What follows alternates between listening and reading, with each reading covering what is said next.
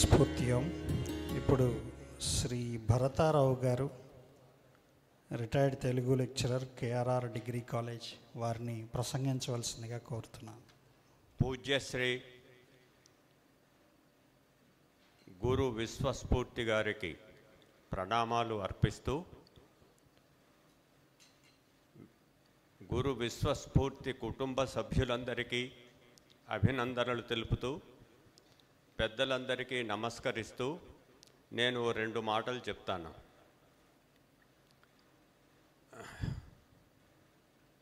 ఎవరో ఒక ఆధునిక కవి చక్కని పాట రాశాడు. అందులో మొదటి పాదం ఏమిటంటే,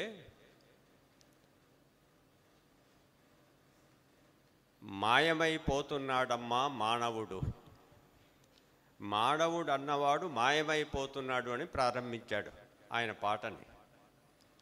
ఇంతమంది మానవులు కనిపిస్తూనే ఉన్నాం కదా, మాయమైపోవటం అంటే ఏమిటి అర్థం అంటే, మానవుడు కనిపిస్తున్నాడు కానీ మానవుడిలో మానవత్వం మాయమైపోతున్నది.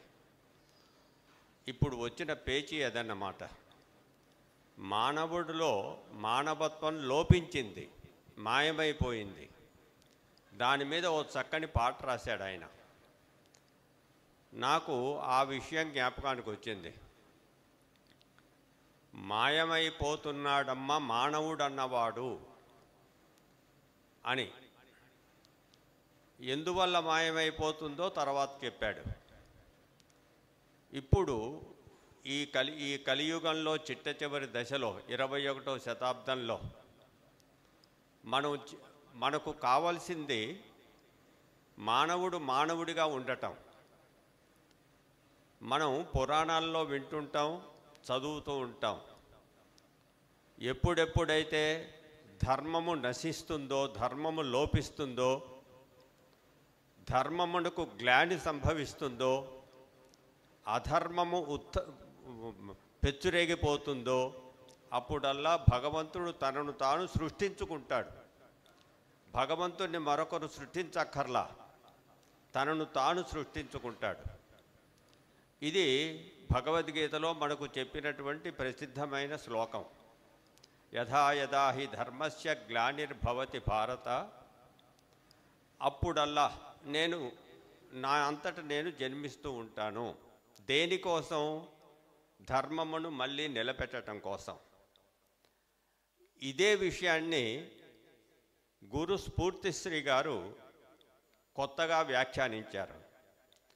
ధర్మమును నిలబెట్టడం అట్లా వదిలిపెట్టండి అయ్యా, ధర్మం అంటే ఏమిటి, ధర్మం ఎట్లా ఉంటుంది, ధర్మం యొక్క స్వరూపం ఏమిటి, ధర్మం యొక్క లోతుపాతులు ఏమిటి, దాన్ని గురించి వదిలిపెట్టేయండి.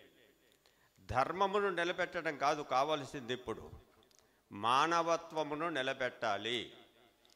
మానవత్వమును నిలబెట్టేటటువంటి ఒక మహత్తరమైనటువంటి కార్యక్రమాన్ని తీసుకొని గురు విశ్వస్ఫూర్తి గారు అవతరించారు. అప్పుడు భగవంతుడు నరసింహస్వామిగానో, వామనావతారంగానో, కృష్ణుడుగానో, రామునిగానో జన్మించి అధర్మాన్ని చేసేటటువంటి, అధర్మాన్ని ప్రవర్తింపజేస్తున్నటువంటి రాక్షసులను సంహరించాడు. అప్పుడు అధర్మం ఒక రూపంలో కనిపించింది, ఒక ఆకృతిలో కనిపించింది, ఒక రాక్షసుని రూపంలో కనిపించింది. ఆ రాక్షసుని సంహరిస్తే అధర్మం సంహరింపబడింది. కానీ ఇవాళ మన కళ్ళకు రాక్షసులు ఎవరు కనిపించడం, అందరూ మనుషులే కనిపిస్తున్నారు. ఎవరిని చంపాలి? ఇప్పుడు వచ్చి చంపటం అనేది ఎవరిని చేయాలి, ఎవరిని చేయాలో తెలియదు. మనందరిలో రాక్షసులు ఉన్నారు.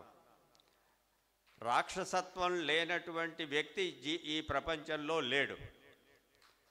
గొప్ప గొప్ప విద్వాంసులలో రాక్షసుడున్నాడు, గొప్ప గొప్ప శాస్త్రజ్ఞులలో రాక్షసుడున్నాడు, గొప్ప గొప్ప పండితులలో రాక్షసులున్నారు, గొప్ప గొప్ప నాయకులలో రాక్షసులున్నారు. ఈ అందరి రూపంలో ఉన్న రాక్షసుల్ని ఎవరిని చంపాలి? ఇప్పుడు వచ్చి ఓ కృష్ణుడో ఓ రాముడో నిజంగా అవతరించాడు అనుకోండి, ఇప్పుడు ఓ చక్రం తీసుకోవడం, ఒక ధనస్సు తీసుకోవడం, ఎవరిని చంపాలి ఇందులో? ఇప్పుడు కుదరదు. ఆ పురాణం ఇప్పుడు కుదరదు.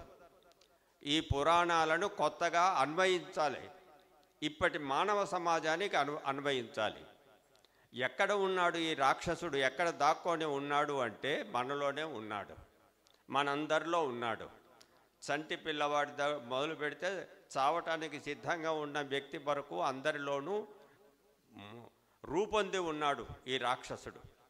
ఈ రాక్షసత్వం మీద ఇప్పుడు యుద్ధం చేయాలి. ఆ యుద్ధం చేయటానికి అవతరించినటువంటి ఒక వ్యక్తి, తనను తాను సృష్టించుకున్నటువంటి వ్యక్తి, మనం ఇవాళ ఇక్కడ పటం పెట్టి పూజిస్తున్నటువంటి ఈ విశ్వగురు స్ఫూర్తి. ఎట్లా సంహరిస్తాడు మరి? ఈయనకున్నటువంటి సాధన ఏమిటి? దేని ద్వారా ఈ రాక్షసుని సంహరించాలి? మళ్ళీ మానవత్వాన్ని ఎట్లా నిలబెట్టాలి? వాళ్ళకంటే ఏదో చక్రాయుధం ఉంది, లేదు ఇంకేదో ధనస్సు ఉంది, లేకపోతే కూరలు ఉన్నాయి, వాటితో చీల్చి పారేశాడు రాక్షసుని. మరి ఇప్పుడు దేంతో చేయడానికి సాధన ఏముంది? అది ధ్యాన మనో సాధన.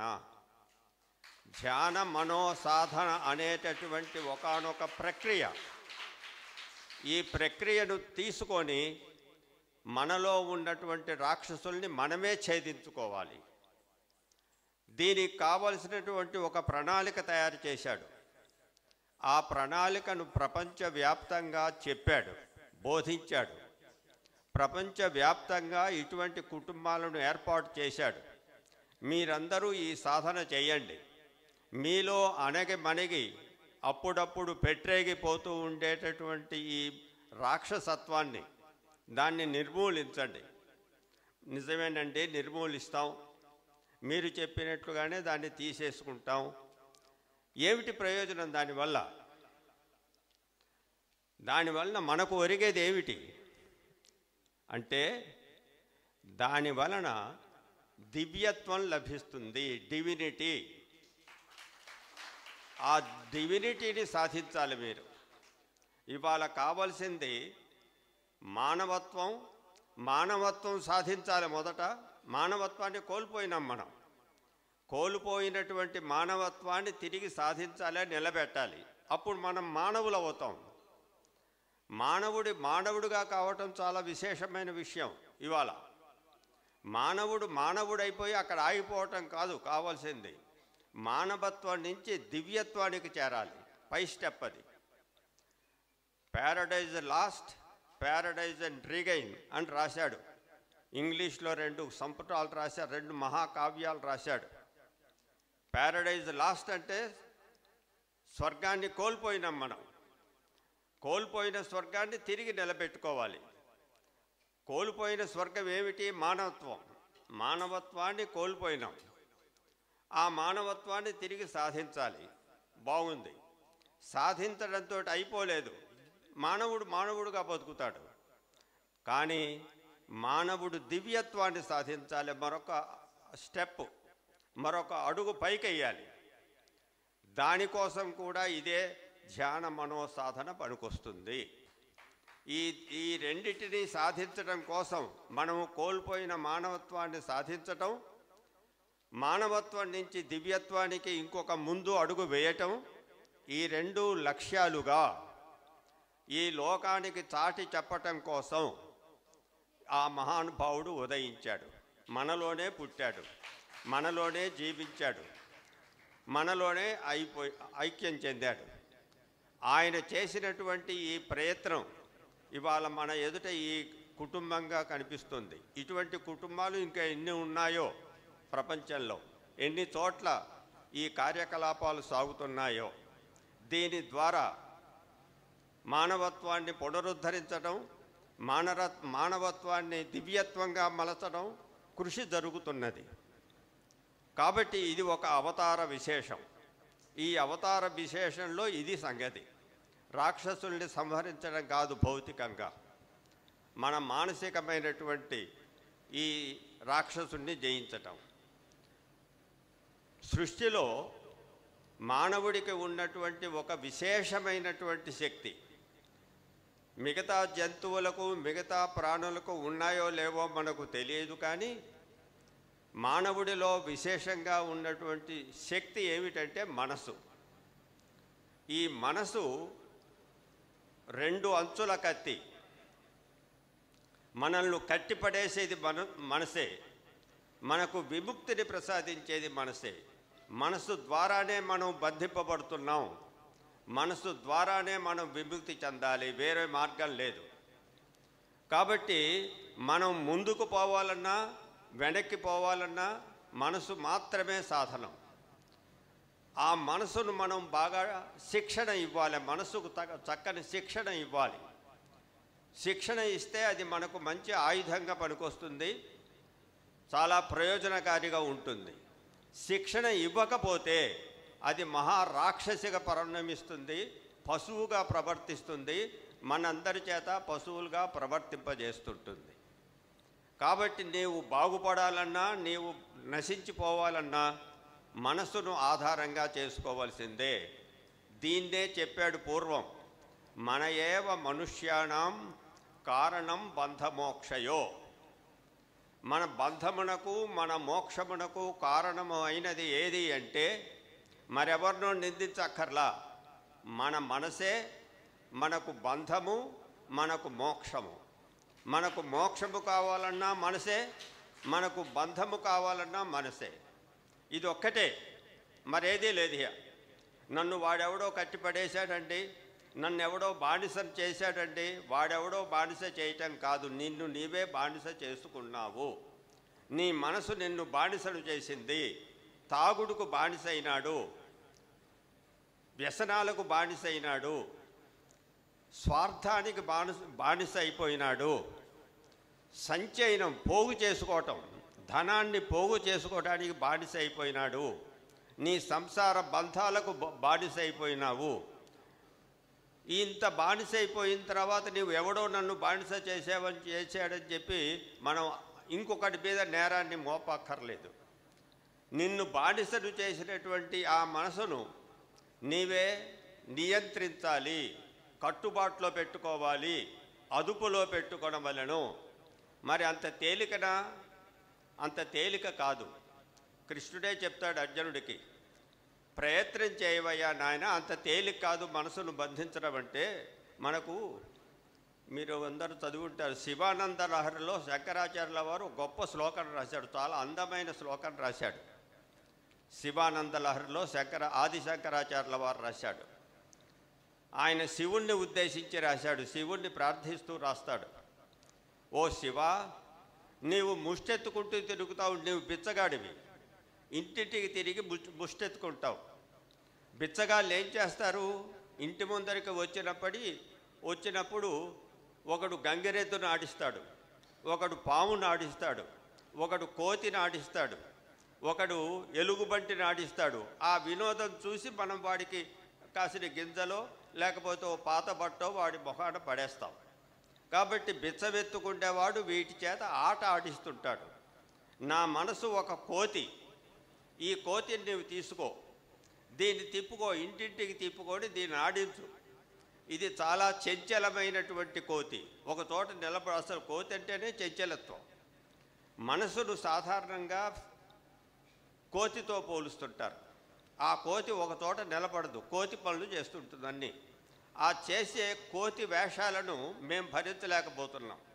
నీవు సాధువు కాబట్టి, నీవు బిచ్చవెత్తుకుంటేవాడివి కాబట్టి ఈ కోతిని నీవు తీసుకో, నీకు జీవనోపాధిగా పనికొస్తుంది. అది నీవు ముష్టెత్తుకోవడానికి ఇది పనికొస్తుంది, దీన్ని ఆడిస్తుండే నీవు దీన్ని అదుపులో పెట్టుకో. మేము అదుపులో పెట్టుకోలేకపోతున్నాం అంటాడు శంకరాచార్యుల వారు.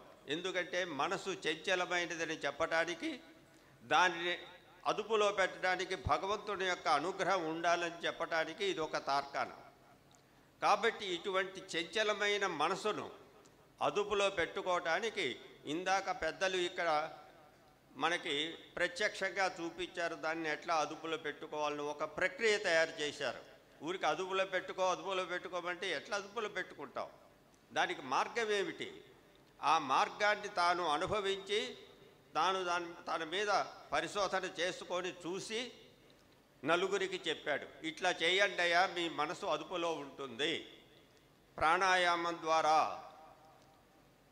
యోగాసనముల ద్వారా శరీరాన్ని అదుపు చేసుకుంటే అసలు కింద కూర్చోవడానికి బాసిక పొట్లు వేసుకొని కింద కూర్చోవడానికి వాళ్ళ ఎంతమందికి సామర్థ్యం ఉంది? ఎంతమంది కూర్చోగలుగుతారు? కింద కాళ్ళు ముడుచుకొని దగ్గరికి తీసుకొని కూర్చోగలిగినటువంటి వాళ్ళు ఎంతమంది ఉన్నారు? చివరికి 8-10 ఏళ్లలోనే కాళ్ళు వంగట్లేదు వాళ్ళకి. శరీరం మన మాట వినకుండా పోతోంది. శరీరాన్ని అదుపు చేసుకోండి. శరీరాన్ని అదుపు చేసుకోవాలంటే ఆహారంలో చాలా జాగ్రత్త వహించాలి. తర్వాత వ్యాయామం చేయాలి. శరీరాన్ని అదుపులో పెట్టుకోవాలి. యోగాసనాలు చేయాలి. దాని ద్వారా శరీరం అదుపు అవుతుంది. శరీరం అదుపైన తర్వాత శరీరంలో ఉన్న ఇంద్రియములను నిగ్రహించాలి. మనం ఇక్కడ కూర్చొని మనం ఉపన్యాసం వింటుంటే ఇంటి దగ్గర ఏదో మనకు చేసిన ఉప్మా జ్ఞాపకానికి వస్తుంది. అరే నిమ్మకాయ పిండుకొని తింటే ఎంత రుచిగా ఉంటుందని ఇక్కడ జ్ఞాపకానికి వస్తుంది. అది ఈ ఉపన్యాసం వింటుంటే. అంటే ఏమిటి? మీ నాలుక మీ అదుపులో లేదు, మీ చెవి మీ అదుపులో లేదు, మీ చర్మం స్పర్శ జ్ఞానం మీ అదుపులో లేదు. ఈ విధంగా ఏ ఇంద్రియము కూడా మన అదుపులో లేకుండా పోయినప్పుడు శరీరాన్ని ఎట్లా అదుపు చేసుకుంటాం మనం? వాటిని అదుపు చేసుకోండి. కాబట్టి శరీరాన్ని, ఇంద్రియములను, ఇంద్రియముల తర్వాత మనస్సును, మనస్సు తర్వాత బుద్ధిని, బుద్ధిని తర్వాత చిత్తమును, అంతఃకరణను, ఇట్లా ఒక్కొక్కదాన్ని జాగ్రత్తగా అదుపు చేసుకొని అప్పుడు మీరు దివ్యత్వం వైపు దీన్ని మళ్లించండి. దీనికి కావలసిన ప్రక్రియ ఇట్లా ఉంటుంది. దానికోసం కొంతమందిని ఏర్పాటు చేశారు. వారి ద్వారా ఇది ప్రచారం అవుతోంది. ఇది ఆ విశ్వస్ఫూర్తి గురు విశ్వస్ఫూర్తి గారు కనిన కళ. ఆ కళను నిజం చేయటం కోసం ఇవాళ పెద్దలందరూ ఇక్కడ సమావేశమై ఇప్పటికి 16 సమావేశాలు పెట్టారు. 17వ సమావేశంలో మనం కూర్చుంటే అదృష్టం కలిగింది. దీని ద్వారా మనం దివ్యత్వాన్ని పొందాలి, డివినిటీని పొందాలి. ఈ డివినిటీ పొందినప్పుడు ఏం జరుగుతుంది అంటే సమత్వం కలుగుతుంది. అన్ని ప్రాణులను సమానంగా చూడగలుగుతాడు. ఆ ఎదుటి ప్రాణిలో కూడా నాలో ఉన్నటువంటి ప్రాణశక్తే ఉన్నది, ప్రాణ చైతన్యమే ఉన్నది అందులో కూడా. ఆ ఎదుటి ప్రాణిని, ఆ ప్రాణి ఈగ కావచ్చు, దోమ కావచ్చు, ఏనుగు కావచ్చు, పాము కావచ్చును, అందులో కూడా నాలో ఉన్నటువంటి జీవత్వమే అందులో జీవత్వంగా ఉంది, చైతన్యం ఉన్నది. అది నేను ఒకటే. అదే పరమాత్మను దర్శించటం. నాలో ఉన్నదే ప్రాణం కాదు, అవతల ఉన్నది కూడా ప్రాణమే. నన్ను కుట్టడానికి వచ్చిన తేలు, నన్ను కరవటానికి వచ్చిన పాము, నన్ను కరవటానికి వచ్చిన కుక్క, వాటిలో ఉన్నది కూడా జీవే. ఆ జీవి కూడా ఈ జీవే. షేర్ చేసుకున్నాం మనం దాన్ని. కాబట్టి అటువంటి భావన కలగటం, అటువంటి భావన రావటం, అది మనసు మీద, శరీరం మీద, మన జీవన విధానం మీద ప్రభావం చూపించటం, ఇది ఒక యోగం. ఆధునికమైనటువంటి శాస్త్రీయమైనటువంటి పరిశోధనలతో తేలినటువంటి ఒక సాధన. మీకు ఒక చక్కని విషయం చెప్తాను.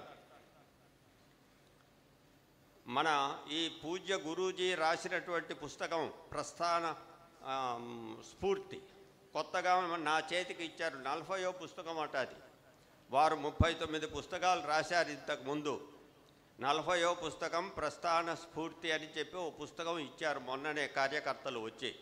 ఆ పుస్తకం నేను చదవలేనండి, నాకు కళ్ళు కనిపించడం లేదు, చెవులు వినిపించటం లేదు, మనసు నిలబట్టడం లేదు అని చెప్పి ప్రార్థించినప్పటికీ నా మీద ఉన్నటువంటి అనురాగంతో ఓ పుస్తకం మా ఇంట్లో పడేసి పోయినారు.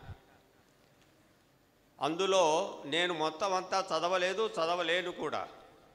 ఒక మాట చూస్తే ఓ చక్కని విషయం కనిపించింది. నీటిలో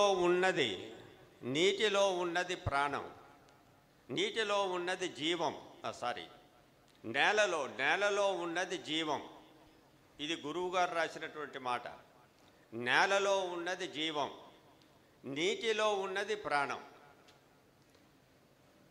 ధరణి నారాయణుల సంయోగం పద్మభవుని సంభవం.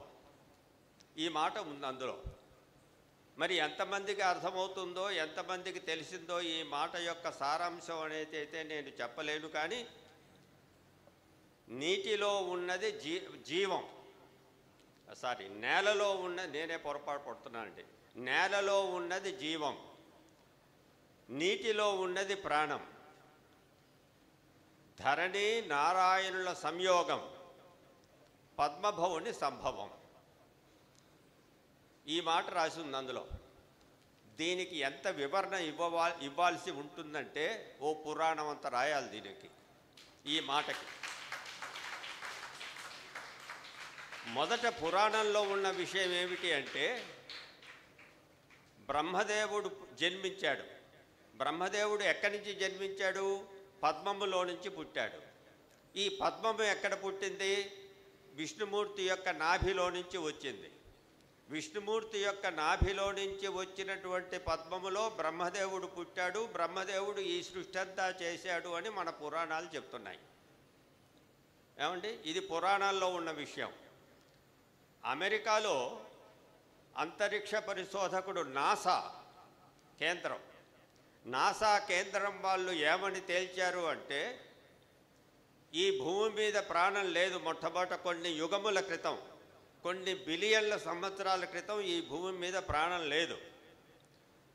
మిగతా గోళాల నుంచి కొన్ని శకలాలు వచ్చి పడ్డాయి ఇక్కడ. ఆ శకలములలో నీరు ఉన్నది. ఆ శకలములలో ఉన్నటువంటి నీటి వలన ఈ భూమి మీద జీవి ఉద్భవించింది, ప్రాణి ఉద్భవించింది. ఇది ఎవరు చెప్పారు? మన వాళ్ళు ఎవరు చెప్పలా, నాసాలో ఉన్నటువంటి ఆ శాస్త్రజ్ఞులు చెప్పారు.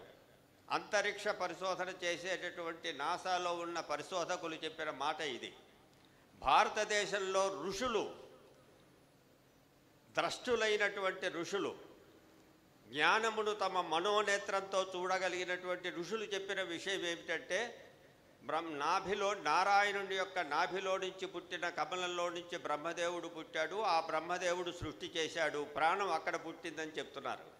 ఈ రెండిటికి సమన్వయం చేశాడు స్ఫూర్తిశ్రీ గారు. ఎట్లా చేశాడు? అక్కడ ఏం చెప్పాడు అంటే, ప్రాణి, ఆ జీవం అనేది ఇంకొక గోళంలో నుంచి వచ్చి ఇక్కడ పడింది. ఈ నేల మీద అది ప్రాణాన్ని పుట్టించింది, జీవిని సృష్టించింది. అక్కడ ఏం చెప్పాడు? నారాయణుడు అంటే నీరు. నారా అనే శబ్దాన్ని నీరు అని అర్థం. నీటి యందు ఉండువాడు నారాయణుడు. ధరణి అంటే భూమి. మనం భూమిని లక్ష్మీదేవి అని చెప్తాం, భూలక్ష్మి. ఆ భూదేవి ఆయనకి భార్య, నారాయణుడికి భార్య. భూదేవి నారాయణుడు కలిస్తే పుట్టినటువంటి వాడు పద్మము. ఆ పద్మములో నుంచి పుట్టినవాడు బ్రహ్మ. ఆయనలో నుంచి వచ్చింది సృష్టి అంతా. కాబట్టి మళ్ళీ ఒకసారి చూడండి, నేలలో ఉన్నది జీవం, నీటిలో ఉన్నది ప్రాణం. ఈ రెండిటి యొక్క సంయోగం వల్ల పద్మం పుట్టింది. విష్ణుమూర్తి యొక్క నాభిలో నుంచి కమలం పుట్టింది. ఆ కమలంలో నుంచి ఈ సృష్టి అంతా జరిగింది. దీన్ని ఆ విధంగా ధరణి నారాయణుల సంయోగం, నారాయణుడు అనే పదం ఉపయోగించాడు గురువుగారు. ధరణి అంటే లక్ష్మీదేవి, ధరణి నారాయణుల సంయోగము, వీరిద్దరి యొక్క సంయోగము వల్ల ప్రాణి పుట్టింది. ఆ ప్రాణి విస్తరించింది. ఇప్పుడు మనందరం చూస్తున్నటువంటి ప్రపంచం అంతా ఏర్పడింది.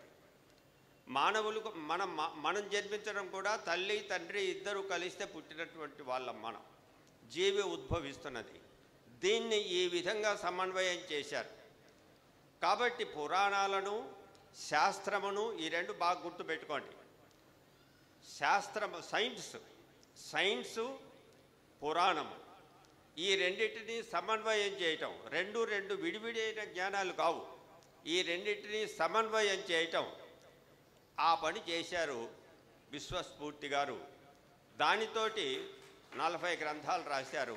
ఇంకా ఎన్నైనా గ్రంథాలు రాయగలరు. ఇది కాకుండా కేవలం ఆయన యూట్యూబ్లో కొన్ని ప్రవచనాలు చేశారు. ఈ విధంగా తను దర్శించినటువంటి జ్ఞానాన్ని, శాస్త్రమును, మన పురాణాలను రెండింటిని ఆత్మశక్తిని శాస్త్రమును ఈ రెండింటిని జోడించారు, ఈ రెండింటిని సమన్వయం చేశారు. అది ఆయన చేసినటువంటి ఒక గొప్ప ప్రయోగం.